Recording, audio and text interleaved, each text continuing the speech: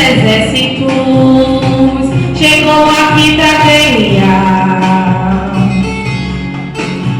Ele vai exaltar humilhado, ele vai abater exaltado. Ele entra contigo no fogo e caminha no fogo ao teu lado. Ele vai confundir o inimigo, ele vai te livrar do perigo. Ele vai trovejar contra eles, ele vai te esconder do abrigo. Ele livra do alto de longe, ele livra da lança de perto. Ele queima os carros do fogo, ele é a provisão.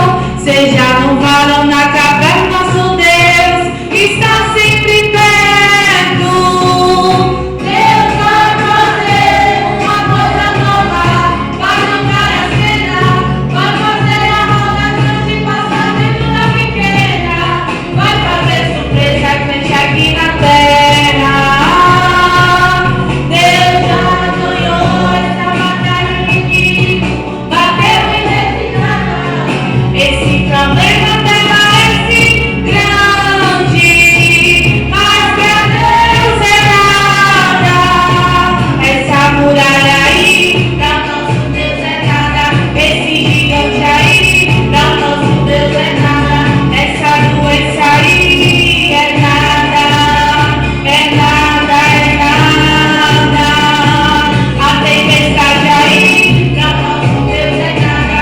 Uma besteira aí, pra nosso Deus é nada. Esse levante aí é nada, pra nosso Deus é nada. Armadilha preparada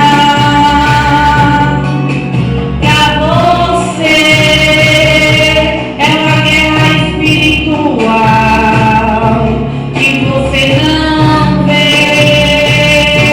O inimigo rodeando, querendo atacar, mas o Senhor dos exércitos chegou aqui pra guerrear.